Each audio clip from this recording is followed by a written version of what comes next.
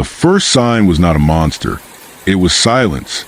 In Hawkins, Indiana, silence arrived like a hell breath. Birds vanishing mid-call, insects freezing in place, the air growing thick and metallic as if the sky itself had begun to rust. Children noticed it first. They always did, not because they understood it, but because their minds were still porous enough to feel pressure without names. Beneath the soil, beneath the basements and storm drains and forgotten Cold War tunnels, something shifted. Not an invasion, not an arrival, a resonance. A thinning between realities that did not tear open like a wound, but sagged like fabric left too long underweight. In the Imperium of man, such fluctuations were logged as minor, statistically irrelevant. The warp rippled across 1,000,000 worlds every second. Most of them screamed. Most of them burned. This one did neither. It merely echoed. No demons poured through. No horn scraped reality raw. Instead, something vast pressed close enough to observe. Hawkins did not matter to the galaxy, but to the warp, it mattered just enough to watch. And in that watching, children began to change. Not into weapons, not into monsters, into sensors. Because sometimes the warp does not conquer. Sometimes it tests. If you find yourself drawn to these moments where small human stories brush against cosmic horror, take a second to like the video, subscribe, and share it with someone who loves Warhammer 40K's darker philosophy. It helps this channel survive the algorithmic void, and ensures more stories like this make it out alive. The first sign that something was wrong in Hawkins was not violence, and it was not fear. It was a failure of alignment. Sounds arrived half a second late. Shadows leaned the wrong way when the sun was still. The taste of iron settled on the tongue without blood to explain it. People would later describe it as unease, but unease implies anticipation. This was flatter than that. Heavier, like standing beneath a weight you could not see and being unable to tell whether it was descending or simply resting there. In the Imperium of man, no auspex chimed. No data slate updated. No robed adept marked the anomaly with a sigil and a prayer. Hawkins did not exist on any chart that mattered. It was not a world, not even a system. It was a statistical rounding error in a galaxy that burned whole sectors to maintain navigational clarity. The Astronomicon did not reach it because the Astronomicon did not know it was there. And that absence, that perfect irrelevance, allowed something ancient and patient to press close without resistance. The upside down did not open like a gate. It sagged into being. Where other warp incursions tore reality with screaming momentum, this one seeped. Cold bled through walls. Spores clung to air that had not yet decided whether it was breathable. Familiar spaces returned wrong, not corrupted by malice but stripped of context, as if memory itself had been peeled away and left to rot. The warp did not invade Hawkins. It reflected it. Every hallway returned longer. Every room returned emptier. Sound returned dampened, like a thought that had lost conviction halfway through forming. Children noticed first because they still listened to silence. Adults experienced the changes as stress, headaches, fatigue, a sense of being watched that they dismissed as paranoia because it lacked a face. But children felt pressure the way one feels whether moving in the bones. They woke from dreams they could not remember and cried without knowing why. They stared at corners of rooms where nothing stood and felt something staring back, not hungrily, not with intent, but with attention. Attention was worse. Hunger could be understood. Attention implied judgment. In the Imperium, untrained psychers were liabilities. They were senses collared, burned, or fed to the golden throne with solemn ritual and bureaucratic relief. But Hawkins had no such language. No one here knew what a psyker was. No one here had been taught to fear the Immaterium correctly. That ignorance mattered. Fear shapes the warp. Belief sculpts it. Hawkins believed in monsters because it had stories, but it did not believe in demons, in damnation, in cosmic punishment. It believed in loss, in isolation, in being forgotten. So the warp answered in kind. The rifts that formed did not widen toward possession. They widened toward observation. Tendrils of influence extended not into flesh but into space itself, warping geometry, thickening time. Electrical systems failed not because something fed on power, but because reality struggled to decide which version of itself to obey. The upside-down mirrored Hawkins not as it was, but as it felt to the people living there. Empty, unheard, slightly wrong. And somewhere deep within that reflection, something vast registered the signal. Not a god, not a demon prince. Nothing so crude. The warp is not a place. It is a process. A sea of thought without shoreline, where meaning coagulates around repetition and emotion like sediment. Most human worlds screamed into it with terror, worship, or disciplined psychic noise shaped by imperial doctrine. Hawkins whispered, and the whisper was novel.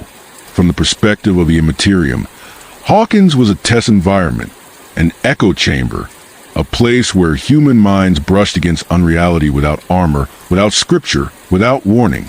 The warp did not manifest claws or fangs because there was nothing to answer. There was no expectation of invasion, no ritual language to latch onto. The pressure remained diffuse, curious, restrained. In Hawkins, this restraint was interpreted as mercy. It was not, it was evaluation. The children began to change, not in body, but in orientation. They sensed when rooms grew heavier, when the air felt wrong. They avoided places that adults could not explain their aversion to.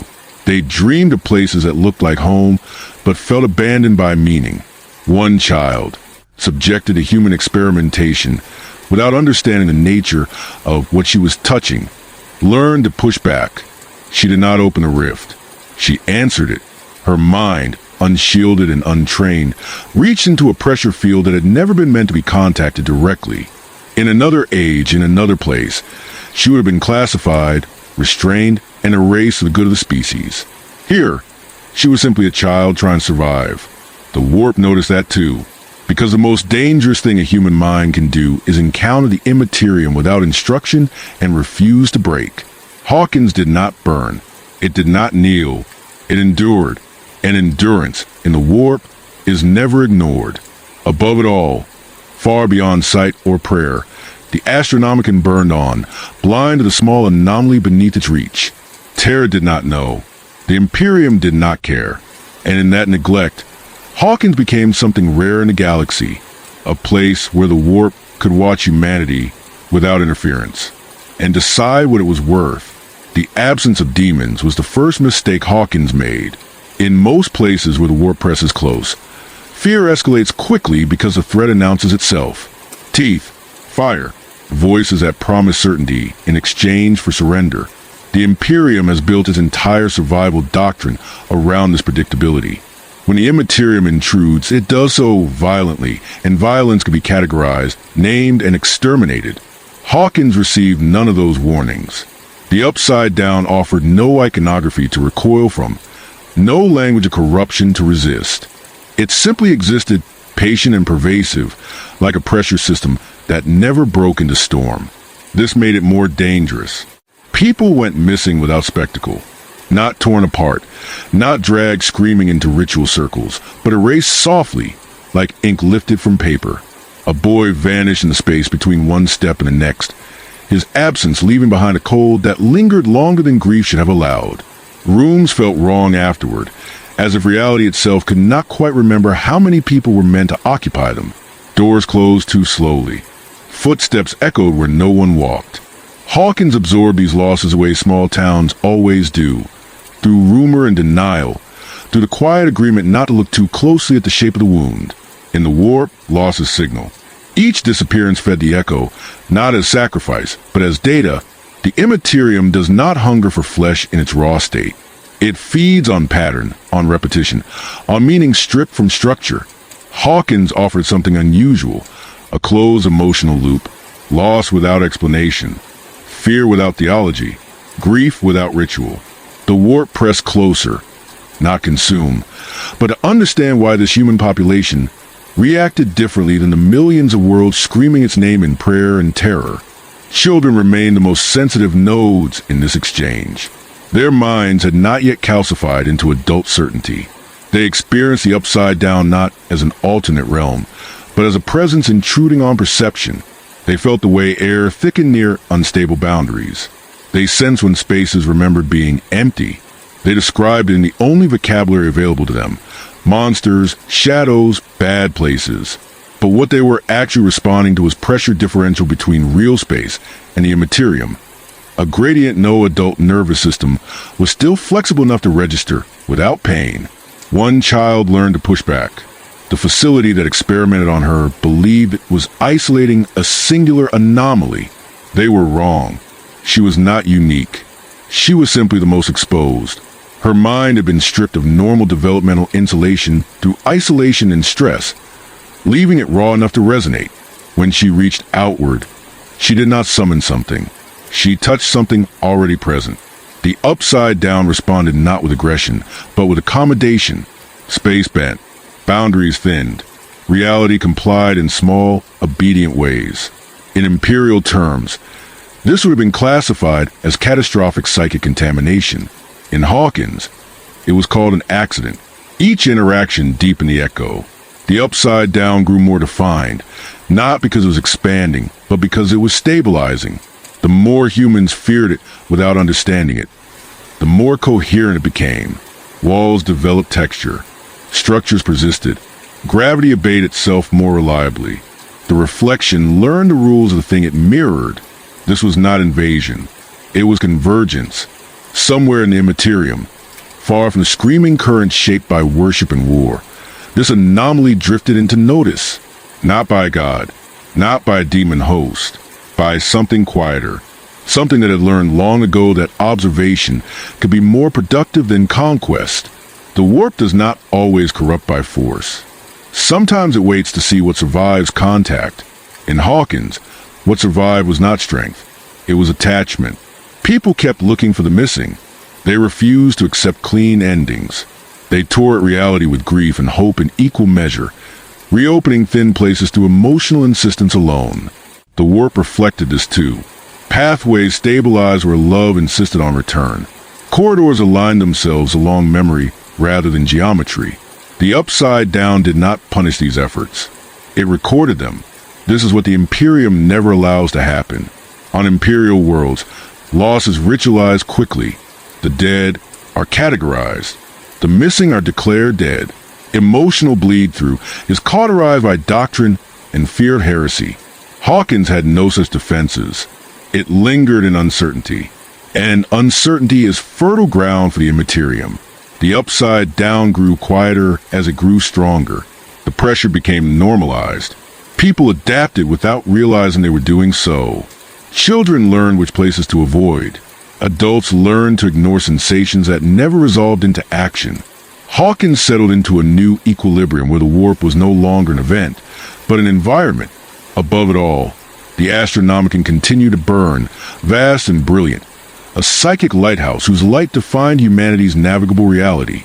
Its beam never touched Hawkins, not because something blocked it, but because nothing there registered as significant enough to require illumination. No prayer reached Terra. No astropath screamed. No navigator flinched. And that absence allowed the echo to deepen. Hawkins was becoming something the galaxy had not seen in millennia. A human settlement in prolonged, unstructured contact with the warp. Not conquered, not guided, not annihilated.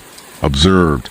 The question forming in the Immaterium was not whether Hawkins would fall. It was what it would become if left alone long enough, and whether that outcome would be tolerable.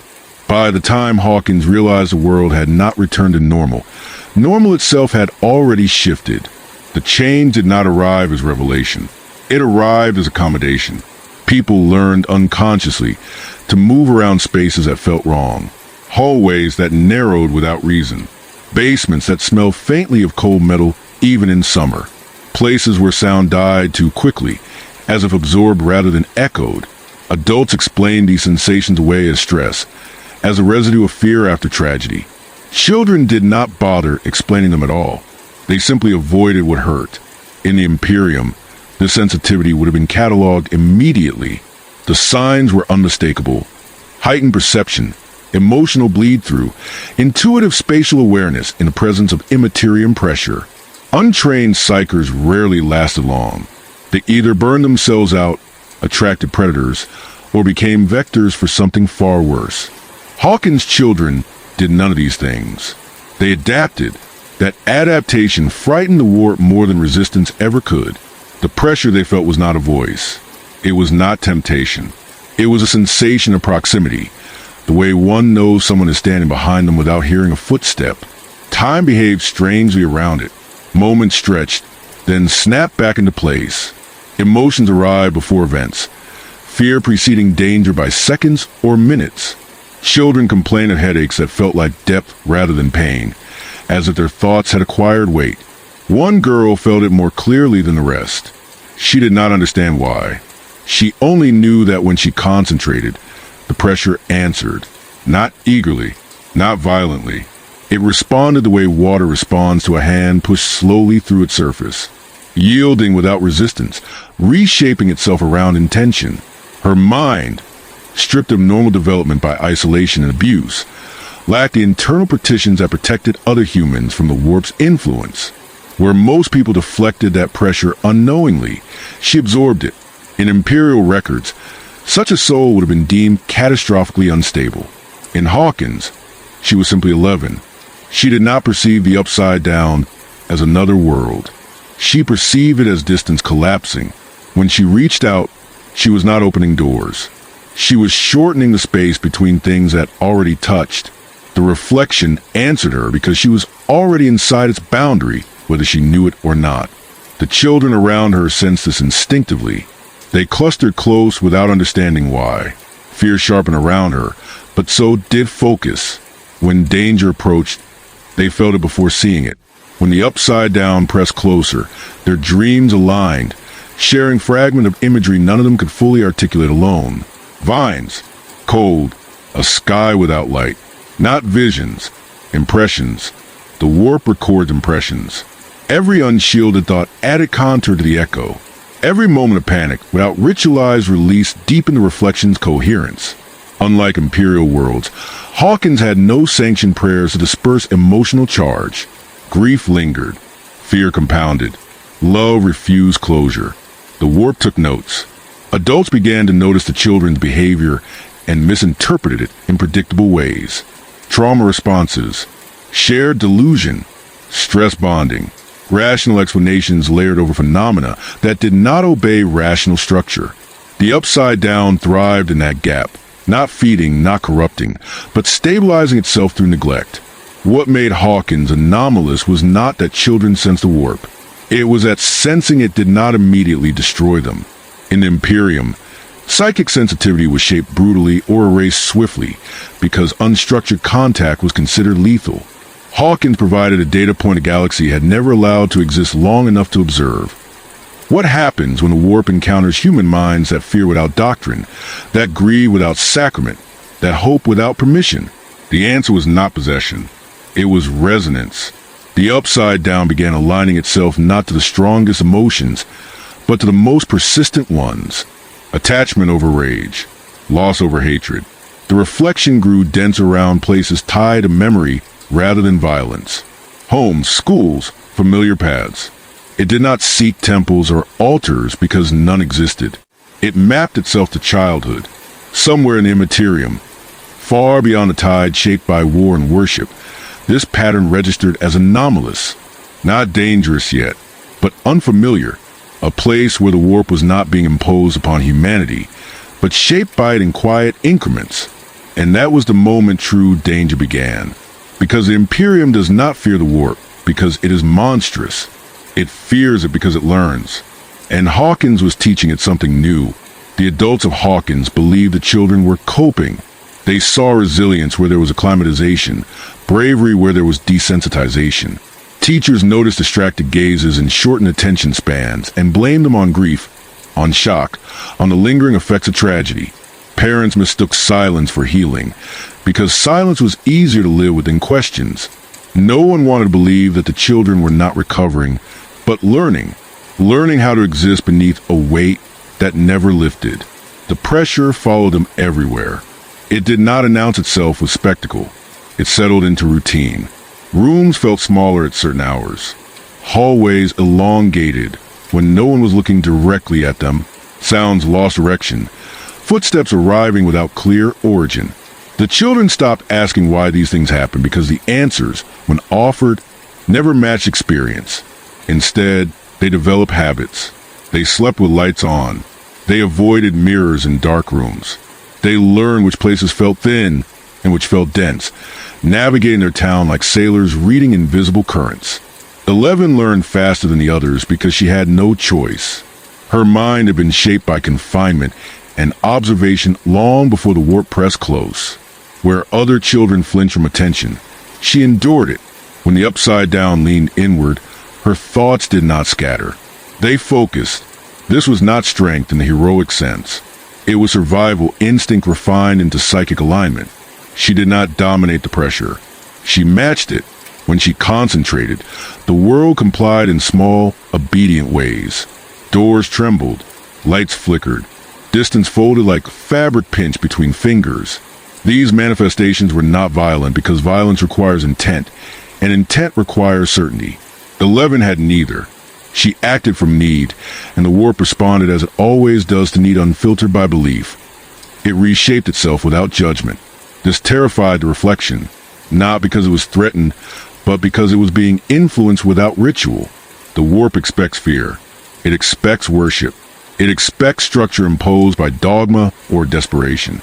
Hawkins provided none of these in stable form. The children did not chant. They did not pray. They did not understand what they were touching well enough to surrender to it. Instead, they reacted instinctively, and instinct does not offer the Immaterium the hooks it prefers. The upside down began to stabilize in response, not control the children, but to understand them. Its spaces grew more navigable. Paths remained paths. Landmarks persisted. The reflection learned continuity because continuity was what the children relied upon to stay sane. This was not kindness. It was adaptation. Creatures emerged within that space, but they were incomplete, not demons shaped by worship or hatred, but predatory abstractions born from fear without narrative. They hunted because hunting was a concept available to them, not because they served a greater will. They lacked hierarchy. They lacked purpose beyond reaction. This confused the warp currents further, because systems without doctrine tend to fracture rather than consolidate. From an imperial perspective, this was intolerable. A warp presence without demonic taxonomy. Psychic sensitivity without immediate corruption. Children acting as pressure valves rather than conduits. None of it fit the Imperium survival models. None of it could be permitted to persist if discovered. The children felt this approaching dissonance before any adult ever could. The pressure began changing texture. Less curious, more evaluative. The sense of being watched sharpened into the sense of being measured. Dreams grew more coherent, less symbolic. Not visions of monsters, but of thresholds, doors half open, corridors leading somewhere unfinished. A feeling that a decision was being delayed rather than avoided. 11 felt it most strongly. Where once the pressure had yielded to her focus, now it resisted slightly, as if testing the limits of her will, not pushing back violently, just enough to register presence. She experienced this as exhaustion, as headaches that left her shaking, as moments where her thoughts felt crowded by something that was not her own, not a voice, a weight. The others noticed a change too, though they lacked language for it.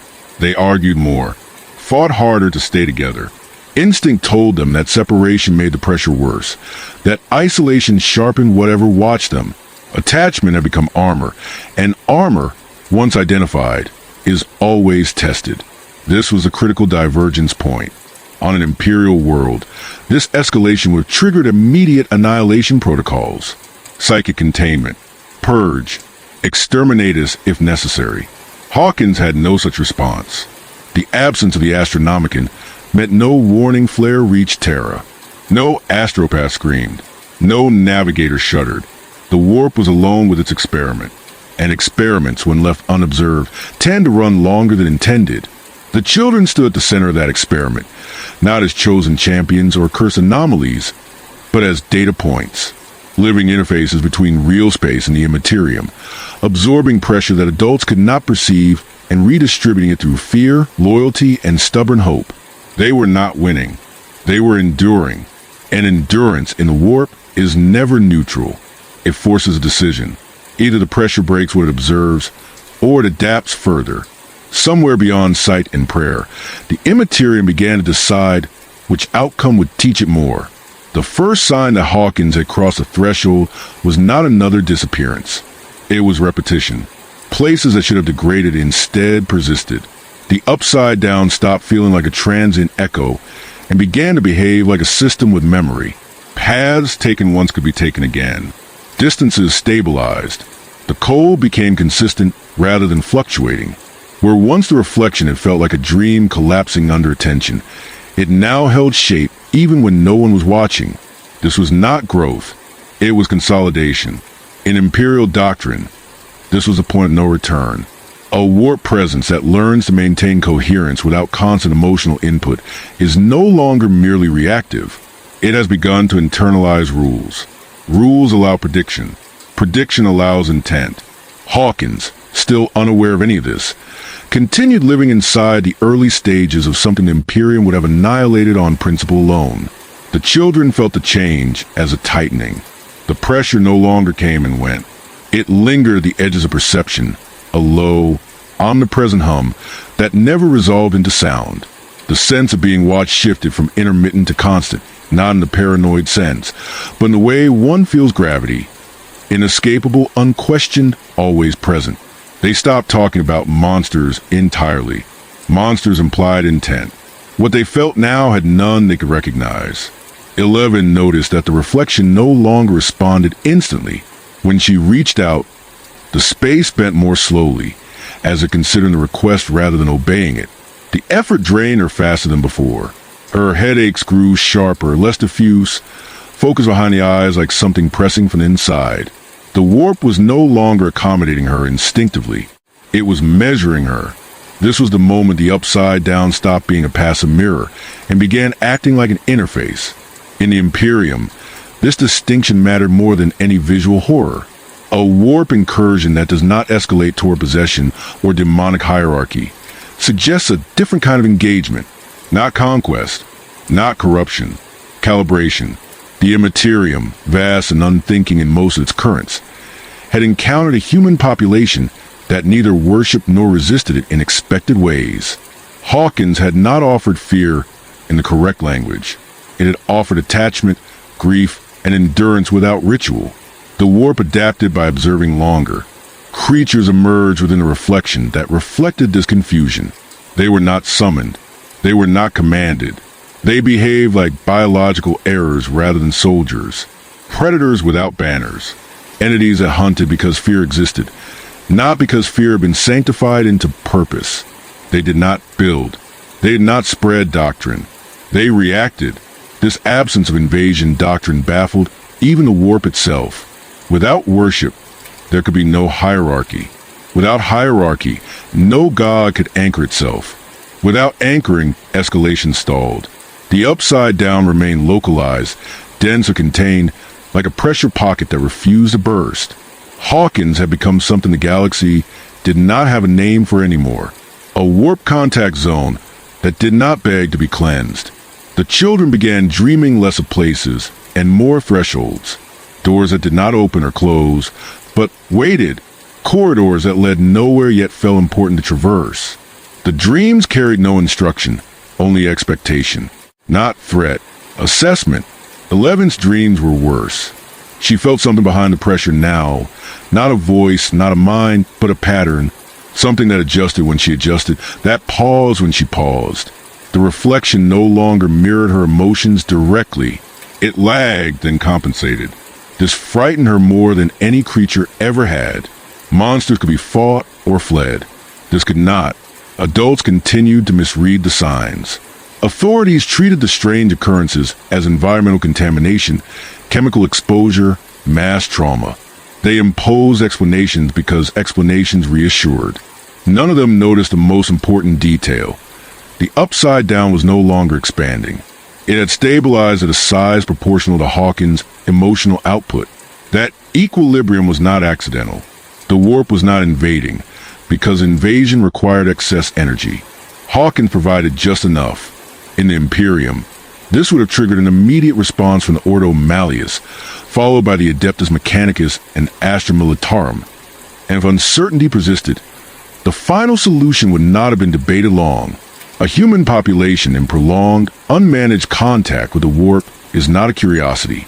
It is a liability. The fact that Hawkins remained small did not make it safer. It made it more dangerous, because it suggested a future where humanity could survive the warp incorrectly. And incorrect survival is heresy of the deepest kind. Somewhere deep in the Immaterium, the evaluation shifted again. The pressure sharpened not toward Hawkins itself, but toward the children who anchored the contact. The question was no longer whether this population would break. It was whether it would adapt far enough to warrant replication. And if that happened, the Imperium would not be able to ignore it. The moment the warp decided Hawkins was stable enough to study more closely, it changed how it applied pressure. Not harder, narrower. The reflection did not expand outward anymore. Instead, it deepened along specific emotional vectors, reinforcing pathways already carved by fear and attachment. Places tied to trauma became denser. Corridors aligned themselves around moments of loss rather than geography. The upside down was no longer mapping the town. It was mapping the people. Children felt this as a kind of gravitational pull toward memory. They avoided certain streets without knowing why, felt nauseous near places where arguments had ended badly, lingered unconsciously near spaces where joy had once existed. The warp was not punishing Hawkins for his emotions. It was indexing them. 11 began to understand that the pressure was no longer passive. When she reached out now, the resistance felt intentional, not oppositional but selective. Some actions were easier than others, not based on effort, but relevance. The upside down responded more readily when she acted to preserve connection than when she acted from fear alone. Pulling someone toward her required less strain than pushing something away. Holding a doorway open felt easier than slamming it shut. These were not moral judgments. They were structural ones. The warp was favoring cohesion over dispersal because cohesion produced clearer data. This terrified the reflection's lesser predators. Creatures that had once hunted freely now avoided certain zones. They circled rather than advanced. They reacted to 11 not as prey, but as a variable that altered environmental stability. Without hierarchy or doctrine, they could not adapt the way the larger pattern could. Some vanished entirely, dissolving into the background pressure from which they had emerged. The upside down was pruning itself. From an imperial standpoint, this behavior was profoundly wrong. The warp was not supposed to self-regulate around human resilience. It was meant to exploit it until collapse. Entire branches of imperial doctrine were built on the assumption that prolonged contact inevitably led to possession, madness, or worship. Hawkins was producing none of these outcomes. Instead, it was producing selective survival. The children did not grow stronger in obvious ways. They grew narrower, more focused. Their worlds contracted around one another, forming a closed emotional system the warp could not easily fracture. Attachment became reinforcement. Loss still hurt, but it did not cascade. Grief stabilized rather than amplified. The reflection learned to expect this and adjusted accordingly. Adults finally noticed a change, but misinterpreted it again. They saw children who were quieter, more serious, prematurely old in the way they carried themselves. They called it trauma-induced maturity. They praised resilience. They did not understand that resilience without relief is not healing. It is adaptation pressure that never ends. The upside down mirrored this perfectly. Its environment grew more consistent. Storms ceased forming. The cold settled into a constant. The sky no longer shifted unpredictably. It became a place where one could exist for longer periods without immediate breakdown. Not comfortably, but sustainably. The reflection was no longer a hazard zone. It was becoming a controlled environment. In the Imperium, such stabilization would have been interpreted as a staging phase. The warp does not refine environments unless it intends to use them. 11's dreams changed again. She no longer dreamed of doors or corridors.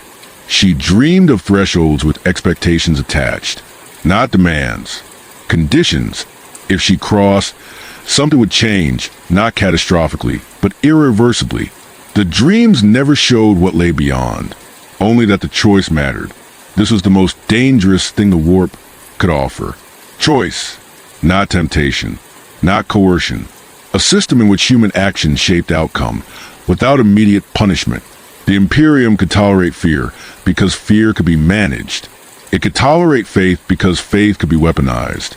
It could not tolerate autonomy in contact with the Immaterium.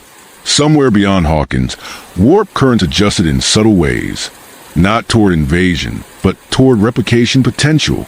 If this pattern could be repeated elsewhere, if human populations could survive low-level warp exposure without collapse, it would invalidate 10,000 years of Imperial containment logic. That possibility did not go unnoticed forever. Faint disturbances propagated outward, not loud enough to alert Terra, but sufficient to cause discomfort in those who travel the Immaterium professionally. A navigator flinched in their sleep. An astropath experienced a momentary loss of orientation. Nothing actionable, nothing reportable, but enough to register as anomaly. Hawkins was no longer invisible. It was statistically improbable.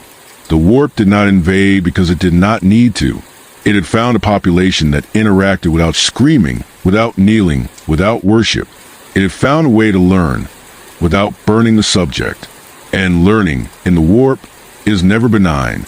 The pressure sharpened again, focused more precisely on 11 than before. Not because she was powerful, but because she was consistent. Her responses followed patterns the warp could model. She had become an interface rather than a disturbance. If Hawkins crossed the next threshold, the Imperium would eventually notice. And when it did, it would not matter that no demons had come. Because the most unforgivable heresy is not corruption. It is proof that corruption is not inevitable. The first sign that Hawkins had finally brushed against the Imperium was not a fleet, nor a prayer, nor a voice from Terra. It was nausea, far from Hawkins, far beyond any map that mattered.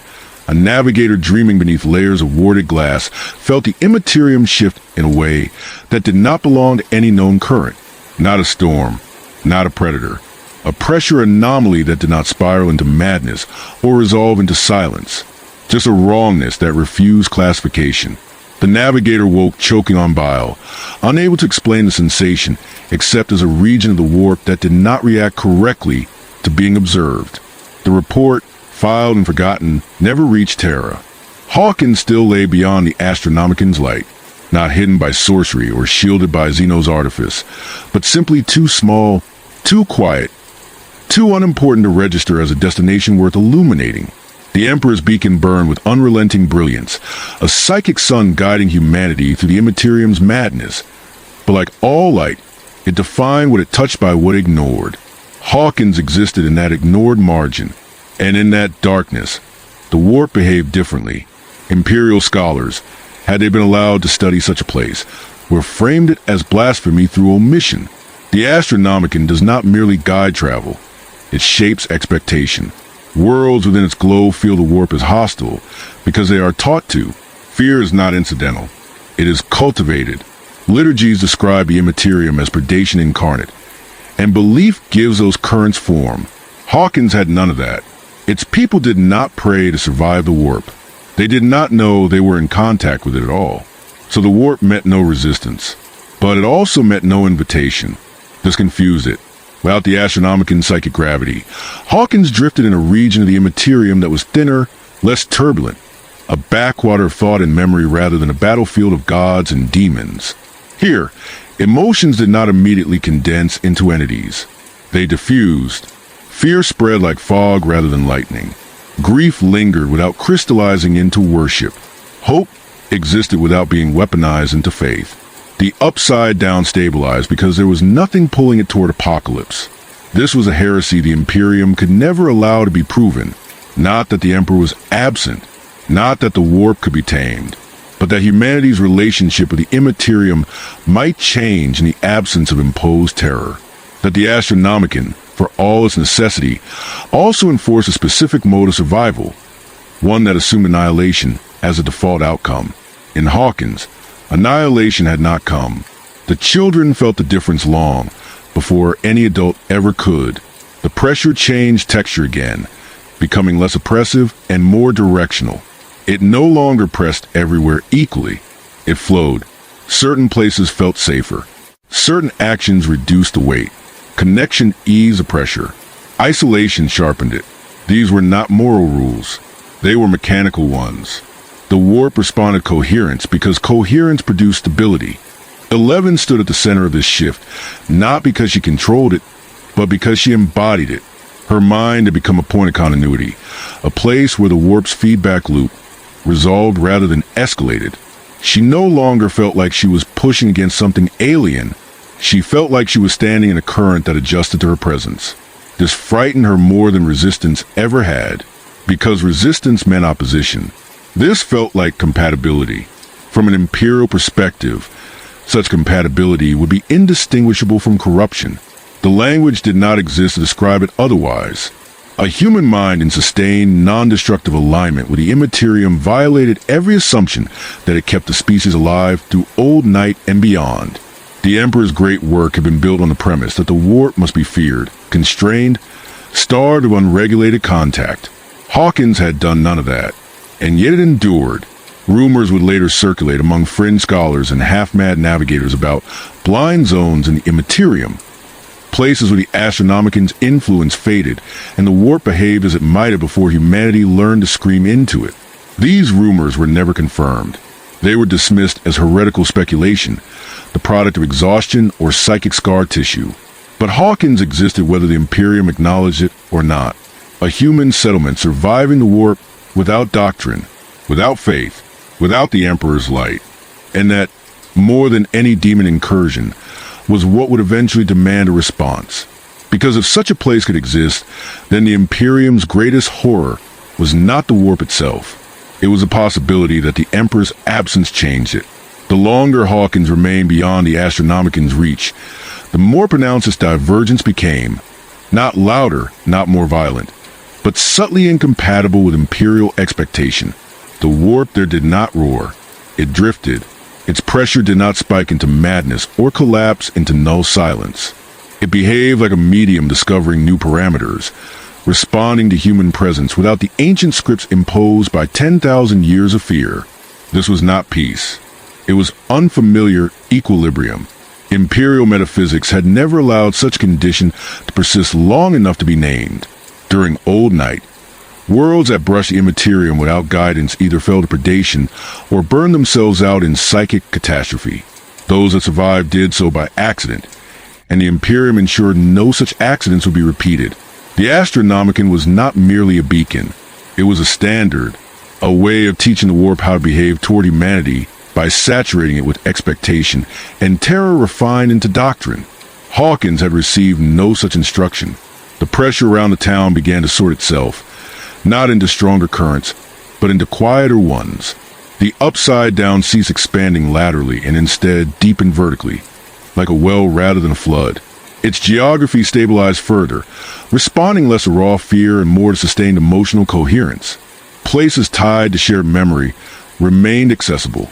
Places marked by isolation collapsed inward. The warp was not rewarding virtue. It was reinforcing structure. The children felt this as relief laced with danger. Moments of calm appeared where none had existed before. The pressure receded slightly when they were together, when they spoke honestly, when they acknowledged loss rather than suppressing it. The effect was mechanical, not moral. The warp responded because these behaviors reduced turbulence. Reduced turbulence meant clearer signal. Clearer signal meant better observation. 11 began to understand that she was no longer the focus. She had been the initial interface, the point of first stable contact, but now the pattern extended beyond her. The Upside Down no longer relied solely on her presence to maintain coherence. It responded to the group as a system. Their attachment had become infrastructure. This was the most dangerous development yet. In Imperial terms, it meant the anomaly was no longer isolated. It was reproducible, not through ritual or technology, but through behavior. A human population, left unshaped by Imperial terror, had formed a self-stabilizing relationship with the Immaterium. No demons ruled it. No gods claimed it. No hierarchy enforced meaning. The warp adapted because it had no alternative. Somewhere beyond Hawkins, that adaptation propagated faintly through the Immaterium's deeper layers. Not enough to form storms. Not enough to draw the attention of the ruinous powers, but enough to irritate established currents. Like a foreign body introduced into a closed system, Hawkins' echo produced interference patterns that did not align with known warp dynamics. A navigator, half-mad and nearing retirement, would later describe it as a quiet place that refuses to scream back. Such reports never survived peer review. The absence of the Emperor's light did not create a void. It created variance. The warp there was not less dangerous. It was less predictable. And unpredictability is the Imperium's greatest fear. A hostile universe can be fought. A chaotic one can be endured. But a universe that behaves differently depending on how it is treated undermines the logic that justifies absolute control. Hawkins had not rejected the Emperor. It had never known him. That distinction mattered more than belief. Imperial faith teaches that the Emperor protects, but protection implies threat. Hawkins' survival suggested a different relationship entirely.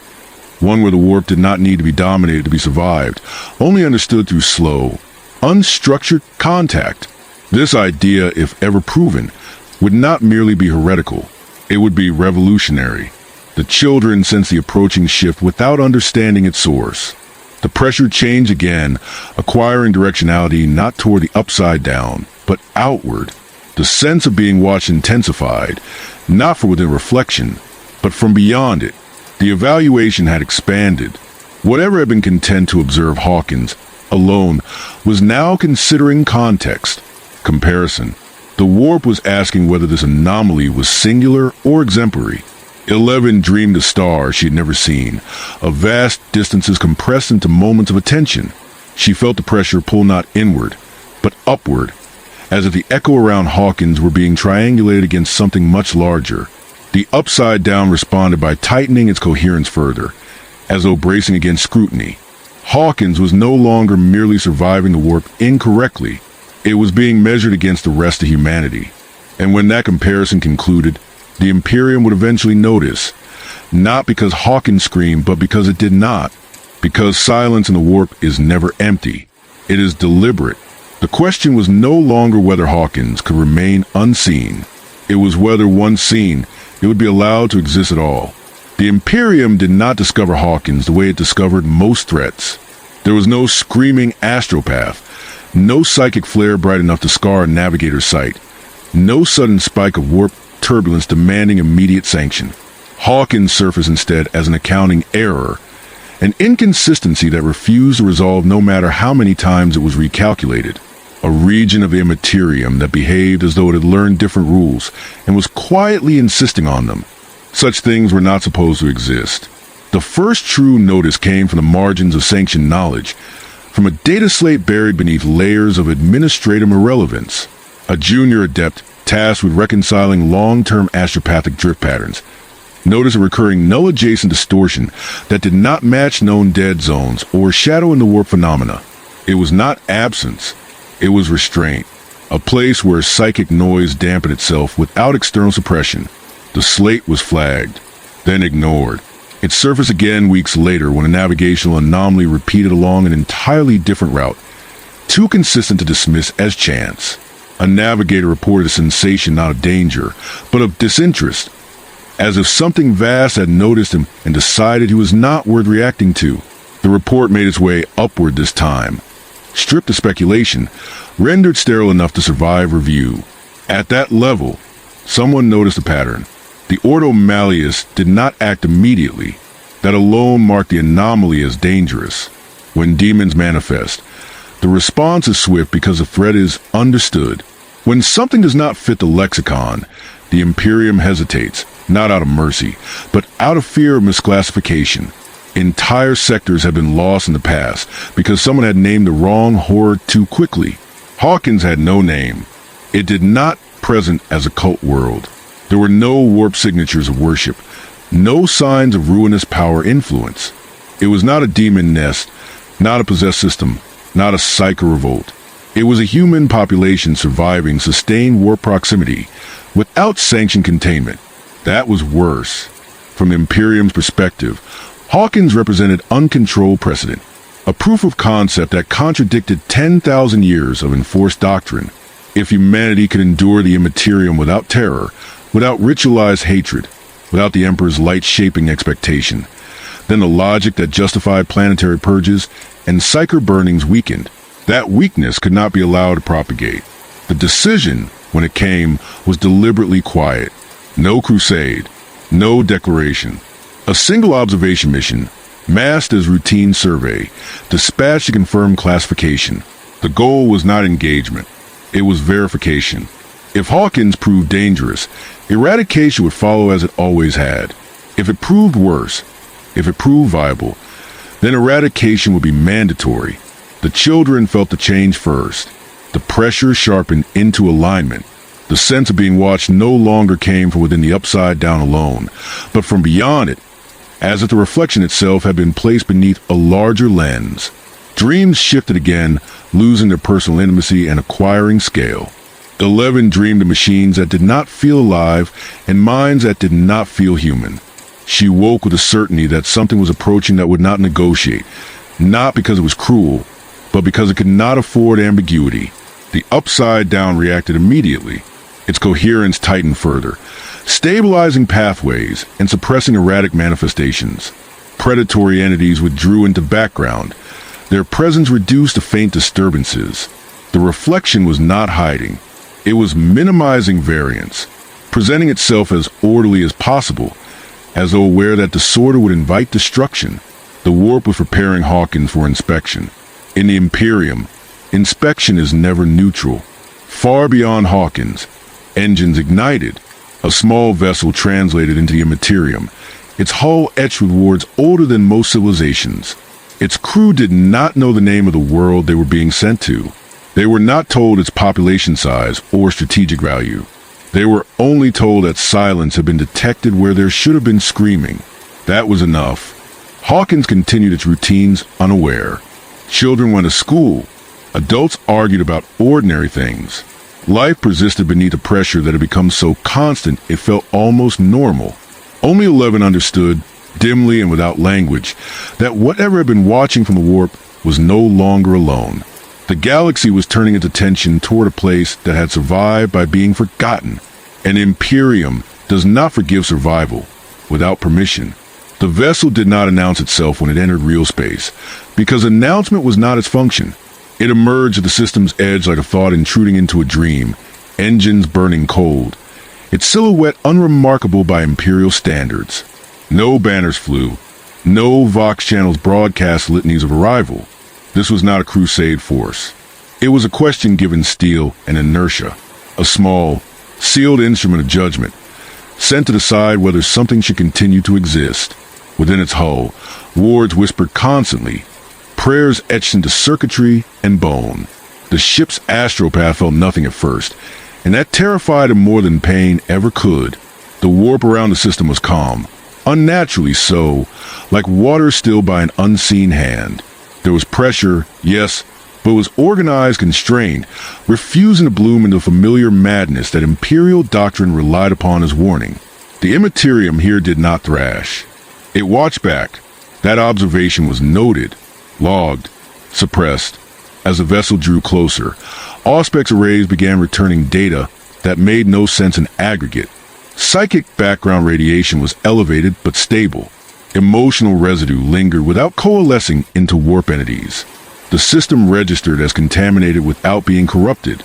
The machine spirits aboard the ship responded sluggishly, as if the rules they had been taught did not fully apply here. Tech adepts muttered prayers under their breath, recalibrating instruments that insisted reality was behaving incorrectly. Hawkins appeared on visual scopes as nothing special at all. A small world, thin atmosphere, limited infrastructure, no hive spires, no orbital defenses, no signs of Xeno's influence, no great manufacturing complexes or cathedrals. It was the kind of place the Imperium erased every day without ceremony, and yet the closer the ship came, the more the warp's pressure aligned itself around the planet, not spiking in defense, not recoiling in fear, but settling into a tight, disciplined envelope. Containment without command. On the surface, 11 woke with a headache so sharp it stole her breath. The pressure she had lived with for so long shifted again, not heavier, but directional, as if everything around Hawkins had leaned inward. She did not see the ship. She did not know what a void vessel was, but she understood, with the clarity of instinct refined by suffering, that something had arrived which would not listen. The Upside Down reacted as a system under threat, not with monsters, not with storms, with silence. Paths collapsed that had no structural purpose. Access points narrowed. The reflection simplified itself, shedding complexity the way an organism sheds excess mass under stress. What remained was efficient, dense, and centered around human presence. The warp was not preparing to fight. It was preparing to be judged. From orbit, the observers misread this as compliance. Reports flowed upward, stripped of doubt and phrased carefully enough to survive bureaucratic digestion. Anomalous warp stabilization detected. No active demonic manifestation. Human population exhibiting sustained low-level psychic sensitivity without evidence of worship or possession. Risk classification pending. Pending meant hours. Hours were enough. On the ground, adults noticed little beyond worsening headaches and the sense that the sky felt closer than it should. Children stopped talking entirely. They clustered together, instinct overriding fear, forming a closed circuit of attention and presence that the Upside Down reinforced immediately. The pressure eased slightly when they did this, and that told the warp everything it needed to know. Human coherence reduced turbulence. That was the final data point. In orbit, the vessel's command cadre convened. The language used was precise, bloodless, honed by millennia of extermination protocols. The anomaly did not present immediate threat vectors, but its long-term implications were unacceptable. A human population surviving the warp without imperial mediation represented ideological contamination of the highest order, not heresy of worship, but heresy of outcome. If allowed to persist, it suggested alternatives. Alternatives could not be permitted. The order was prepared but not yet given. Procedure demanded confirmation. Confirmation required closer observation. The ship adjusted orbit, preparing to deploy auger probes and psychic triangulation arrays that would strip Hawkins of its remaining ambiguity. As the instruments powered up, something unprecedented occurred. The warp did not resist. It complied. Pressure equalized smoothly. Readings stabilized further. The Immaterium around Hawkins behaved like a trained system responding to scrutiny by presenting its most orderly face. There were no spikes, no storms, no screams. The silence deepened, disciplined and deliberate. The astropath aboard the ship began to cry, not in terror, in confusion. His third eye burned with the sensation of being evaluated, not attacked. He could feel something vast and distant, acknowledging the Imperium's gaze and adjusting itself accordingly. Not defiant, not submissive. Curious. The realization struck too late. This was not a threat hiding from judgment. It was a system that had learned how judgment worked. On the surface, 11 felt the pressure recede for the first time since it had ever begun. The world felt lighter, thinner, almost normal. That terrified her more than anything else. Relief meant completion. Completion meant the experiment was ending. Above, the Imperium prepared to decide. And somewhere in the Immaterium, something ancient finished watching Hawkins and turned its attention, quietly and without malice, toward the species that believed it had taught the warp how to behave. The order never came. Not because mercy intervened, and not because doubt triumphed, but because the Imperium encountered something it had no procedural language to resolve. The command staff aboard the vessel waited for escalation signals that doctrine promised would arrive. They waited for the warp to react correctly to scrutiny, to flare, to recoil, to betray itself through excess. None of that happened. The readings held steady. Too steady. The Immaterium around Hawkins behaved like a solved equation that terrified them more than any demonic incursion ever could. In Imperial history, hesitation has always been a prelude to catastrophe. And yet here hesitation persisted, reinforced by data that refused to justify annihilation. Exterminatus requires certainty. It requires a threat that can be named, codified, and condemned. Hawkins offered none of that. It was not corrupted. It was not loyal. It simply existed, quietly incompatible with expectation. The senior inquisitorial observer reviewed the final projections in silence. A human population exhibiting low-grade psychic resonance without worship. Warp pressure stabilized through emotional coherence rather than suppression. No identifiable ruinous power vectors. No cultic contamination. No strategic value worth salvaging. And yet the long-term projection curves bent toward a future the Imperium could not tolerate. A humanity that survived the warp without fear would not need the Imperium. That was the unspoken truth sitting beneath every line of data. On the surface, 11 stood among the others, feeling pressure thin to something almost breathable. The upside down receded not because it was defeated, but because it had finished learning what it needed. The reflection did not vanish. It withdrew, folding itself inward, leaving behind a residue of altered physics and memory that would never fully heal. Hawkins would always be wrong now, but it would be survivable wrong. She did not feel victory. She felt conclusion. Somewhere above the planet, the vessel's auger rays completed their final sweep. The astropath collapsed, not dead, but emptied, his mind stripped raw by the certainty that he had been observed as closely as he had observed. He whispered a fractured prayer to the Emperor that did not ask for protection, but for explanation. None came. The command decision was recorded as a deferral. Hawkins was classified as a non-propagating anomaly of unacceptable philosophical risk. Not to be engaged, not to be purged, to be isolated. Its coordinates were obfuscated. Navigational charts adjusted subtly to discourage approach. Astropathic traffic rerouted. The system was quietly excised from meaningful Imperial awareness, not because it was harmless, but because destroying it would require acknowledging why it had survived. The Imperium does not destroy what it cannot explain. The vessel withdrew without ceremony, slipping back into the Immaterium, its passing marked by none of the turbulence that usually accompanied Imperial translation. The warp closed behind it smoothly, like water sealing after a blade. Hawkins was left alone again, not saved, not condemned. Abandoned deliberately. In the days that followed, the pressure continued to fade. Not entirely. Never entirely. Children stopped waking with headaches. Dreams grew ordinary again, though some places in town would always feel thin, always feel watched by memory itself. The upside down did not return as it had been. It lingered as a scar rather than a presence, a reminder that reality could bend without breaking if bent slowly enough. Adults would never understand what had almost happened. They would remember the period as a time of strange fear and stranger recovery. They would talk about resilience, about community, about how they had survived something they could not name. None of them would know how close they had come to being erased for surviving incorrectly. In the Imperium, the report was sealed. It circulated briefly among the highest levels of the Ordo Malleus and the Adeptus Astra Telepathica, then vanished into archives that were never meant to be open again.